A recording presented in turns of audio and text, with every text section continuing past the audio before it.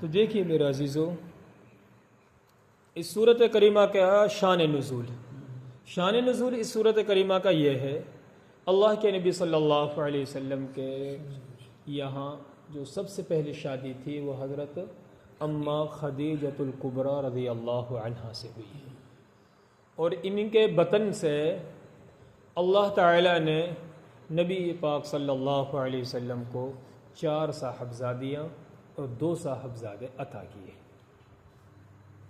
جی، 4 صاحبزادیاں باقاعدہ حیات رہیں اور صاحبزادے دونوں بچپن میں انتقال کر گئے۔ یہ مکی زندگی کے حالات ہیں، صورت بھی مکی ہے، مکی زندگی کے اندر یہ پیش آیا۔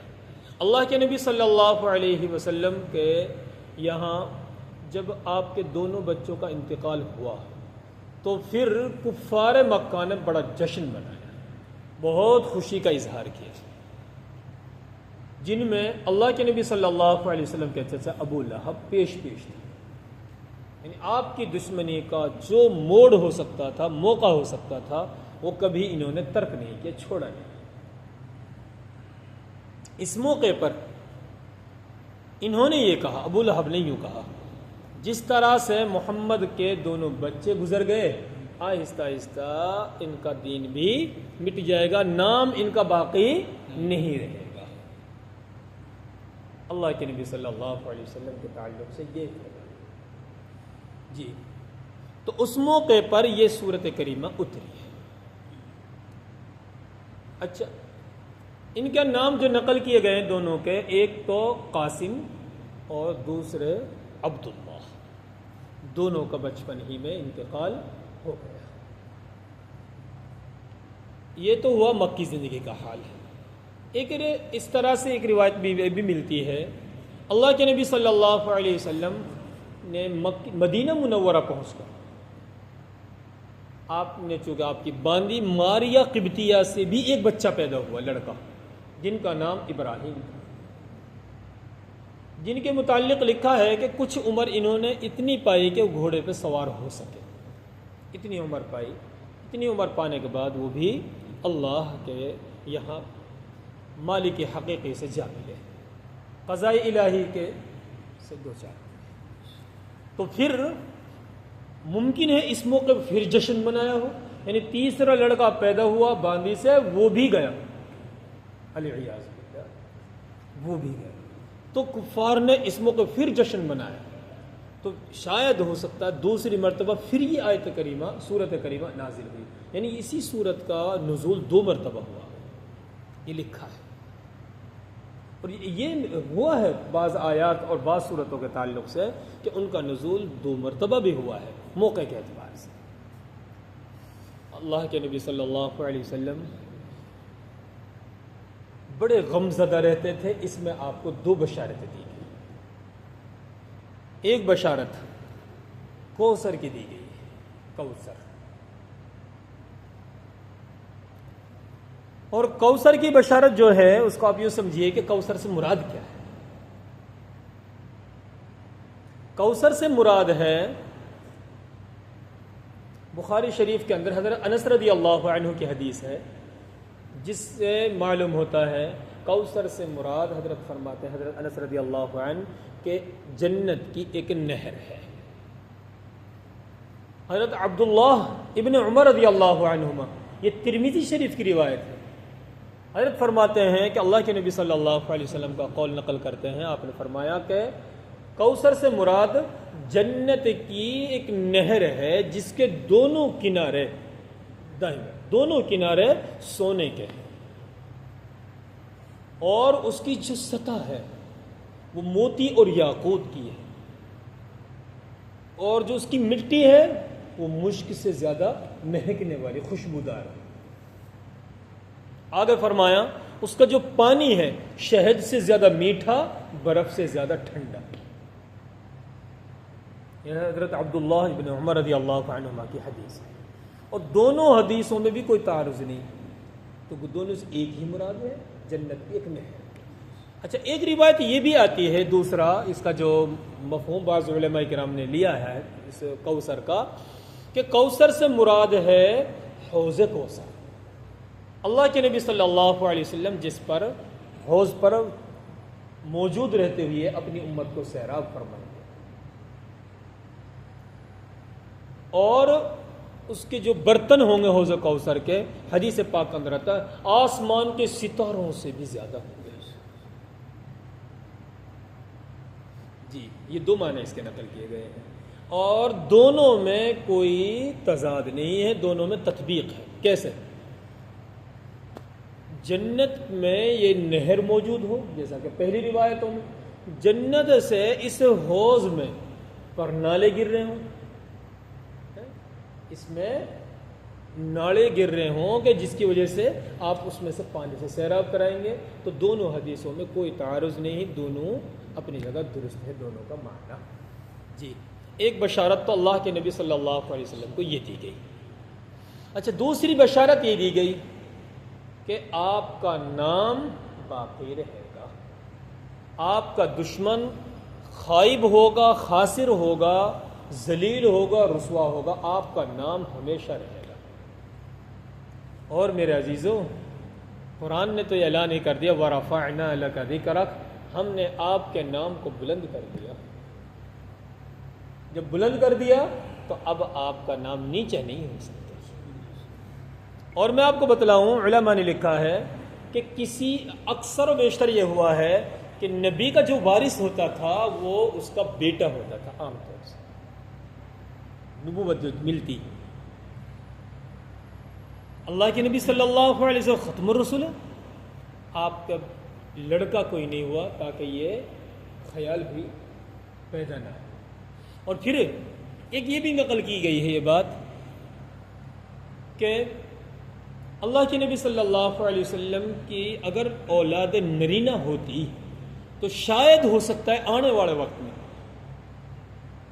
جب آنے والے وقت میں حضرت علی رضی اللہ عنہ کی خلافت کو لے کر جب لوگ جو ہے ہنگامہ کر سکتے ہیں حسن اور حسین کے تعلق سے، جو نواز ان کے تعلق سے، تو شاید ممکن ہو سکتا تھا کہ آپ کی وصال کے بعد، آپ کی دنیا سے رخصت ہونے کے بعد، آپ کے بیٹے کو آپ سے کہیں آگے یا آپ کا مقام نہ دے دیا جائے اور بت پرستی یا ایسی کسی جو ہے آزمائش میں لوگ مبتلا ہو سکے، جیسے خلافت کا بہت بڑا کہ بیٹا خلیفہ بنے اور وہ پھر جو ہے پیڑھی در پیڑھی منتقل ہو، جس سے جو ہے بہت بڑا نقصان ہو جاتا امت کا۔ تو شاید یہ ساری مصلحتیں اللہ کے یہاں ہوں، علماء کرام لکھی ہے، اس لیے قضاء الہی یہی منظور، اور اللہ نے بچپن ہی میں بچوں کو لے لیا، اولاد نرینہ آپ کی نہ رہی۔ اچھا جی، لیکن آپ کا نام جو دشمنوں نے آپ کو تانا دیا کہ آپ کا آپ جو ہے ابتر رہیں گے، جو آپ کے متعلق کہا ابو لہب وغیرہ نے، تو یہ ابتر انہی پر جار پڑا۔ اللہ نے چونکہ اس کی گواہی دے دی تھی قرآن میں، ان شانئک هو الابتر کہہ کر، خائب و خاسر، ناکام، نامراد اور ذلیل و رسوا ہر ایک ان کے مقدر پہ، یعنی اللہ نے آپ کے نام کو بلند کر دیا۔ کیسے؟ آج اربوں کی تعداد میں مسلمان موجود ہیں، ہر ایک اللہ کے نبی صلی اللہ علیہ وسلم کا نام لے کر دیتا ہے، عشق سے، پیار سے، محبت سے، اور پلکوں پر سجاتے ہوئے۔ کروڑوں کی تعداد میں سال بھر میں کوئی حج کے نام پر، کوئی عمرہ کے نام پر نبی پاک صلی اللہ علیہ وسلم کی مسجد میں آپ کے روزہ پر حاضری دیتے، لاکھوں کی کئی لاکھ آدمی جو ہے اور کئی لاکھ کا خرچ اٹھا کر لوگ جو ہے وہاں پہنچ رہے ہیں۔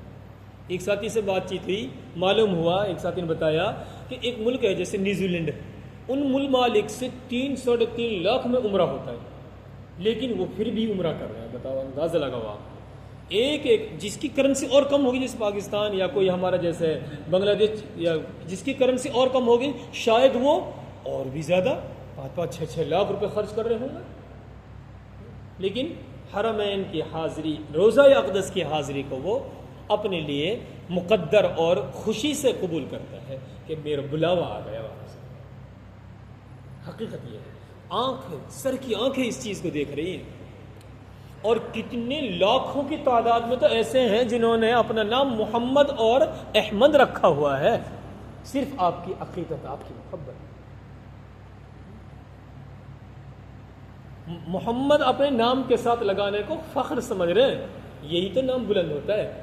اللہ نے یہی تو قرآن وَرَفَعْنَا لَكَ ذِكْرَ، ہم نے آپ کے نام کو بلند کر دیا۔ اذان میں بھی نبی کا نام، تکبیر میں بھی نبی کا نام، نماز میں تو درود تو نبی کا نام۔ زندگی کا کوئی پہلو لیجئے، آپ کی زندگی کے بغیر انسان کے لیے زندگی دشوار ہے۔ کوئی بھی دنیا میں پاکیزہ، صاف ستھری، نیک زندگی گزارنا چاہتا ہو، آپ کا طریقے کے بغیر ناممکن چیز ہے۔ جی یہی تو ہوتا ہے نام بلند ہونا۔ یہ دو بشارتیں دی گئی آپ کو، دو احکام، یعنی یا کہ یہ دو حکم بھی ہیں اس میں، چھوٹی سی صورت ہے، دو حکم ہیں اس میں۔ ایک حکم کیا ہے؟ ایک قربانی کا اور دوسرا نماز کا۔ اللہ کے نبی صلی اللہ علیہ وسلم لکھا ہے کہ پہلے آپ قربانی کرتے تھے، اس کے بعد نماز ادا کرتے ہیں۔ اللہ تعالیٰ نے اس سورت کریمہ کو اتار کر آپ کو بتلایا، پہلے آپ جو ہے نماز پڑھیے، اس کے بعد آپ جو ہے قربانی کیجیے۔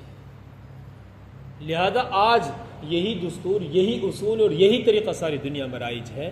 پہلے نماز ہوگی، عید بقرعید کی، اس کے بعد جو ہے قربانی ہوگی۔ تو یہاں فصلی لربک میں صل سے مراد، نماز سے مراد، دو رائے ہیں۔ ایک رائے تو یہ نقل کی گئی ہے جیسا کہ حضرت عبداللہ بن عباس رضی اللہ عنہما کے نقطۂ نظر اس طرف ہے کہ یہاں پانچوں فرض نماز مراد ہے۔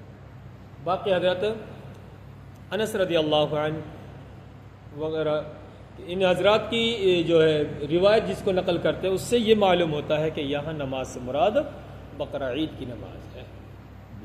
اور ونحر سے بھی دو مطلب نکلتے ہیں۔ ایک تو یہ ہے کہ بقرہ عید کی قربانی، جس کو خاص طور سے اونٹ کے لیے استعمال ہوتا ہے، اور چونکہ اونٹ کے سینے پہ چھرا مار کر اس کی جو ہے شہرک کاٹی جاتی ہے، آہستہ آہستہ وہ ٹھنڈا پڑتا ہے، اور اس کا ذبح کا طریقہ ہے۔ اچھا دوسرا نحر، اس کو بھی بول دیا جاتا ہے عام قربانی کو، عام جانور کے لیے بھی بول دیا جاتا ہے، اس کو ذبح کرنے کے لیے بھی کبھی کبھار بول دیا جاتا ہے، تعبیر کر دیا جاتا ہے عربی کے اندر۔ تو یہاں بھی دو مطلب ہیں، اور دونوں کے دونوں یہ حکم عربی گرامر کے اعتبار سے لازمی، واجبی سطح پر دیے گئے ہیں، واجب گردان پہ ہوئی۔ لہذا عید الاضحیٰ کی نماز بھی واجب، ہمارے احناف کے ہاں وہ بھی واجب، اور قربانی کرنا بھی صاحب استطاعت پر واجب۔ لہذا دونوں کو پورا کرنا ضروری ہے ہمارے ذمے، جن کو اللہ نے موقع دے ہوئے، تو ان کو پورا کرنا بھی چاہیے۔ تو دیکھو میرے عزیزو، آخر میں یہ بات یاد رکھیے، پوری دنیا میں کہیں جائیے آپ، مسئلے دو چیزوں سے حل ہو جائیں۔ وہ کون کون؟ وہ یہ دو حکم۔ سب سے پہلی چیز تو اس کے لیے اللہ سے جو ہے کے لیے نماز ادا کی جائے گی، اس کے بعد قربانی دی جائے گی، چاہے وہ جانور کی ہو، جس لائن کی بھی جہاں قربانی ہے، مسئلہ جیسا آپ کے سامنے اسی اعتبار سے آپ کی قربانی ہوگی۔ لہذا آدمی کو چاہیے کہ اپنے مرضیات کی بھی قربانی، نفس کی بھی قربانی، خواہشات کی بھی قربانی، اور جب بقرعید کے ایام آوے تو جانور کی بھی قربانی۔ اللہ عمل کی توفیق عطا فرمائے۔ اور رہا یہ کہ آپ کے دشمنوں کا خائب و خاسر ہونا، وہ ساری دنیا جانتی ہے، ابو لہب ہو یا ابو جہل ہو، عتبہ ہو یا عقبہ ہو، ان کا نام لینے والا نہیں ہے۔ کوئی اپنے بچوں کا یہ نام رکھنا کسی بھی صورت، آپ پیسے دیں انہیں تب بھی رکھنے کے لیے تیار نہیں ہے کہ تیرے بچے کا نام ابو لہب رکھ دیا جاوے۔ ہر ایک کا علم میں ہے، ہر ایک یہ جانتا ہے کہ یہ ملعون آدمی ہے، جس پر لعنت ہے، جس کا یہ حال ہوا، لہذا کوئی گوارہ نہیں کرتا۔ اگر ان کا تھوڑا بہت لیا جاتا ہے تو وہ بھی نبی پاک صلی اللہ علیہ وسلم کے واسطے سے لیا جاتا ہے، آپ کے واسطے سے لیا جاتا ہے، ورنہ ان کا فی نفسی کوئی وجود یا کوئی نام یا کوئی اس طرح سے ان کا نہیں۔ اللہ عمل کی توفیق عطا فرمائے، اللہ دین کی سمجھ نصیب فرمائے۔ صدق اللہ العظیم۔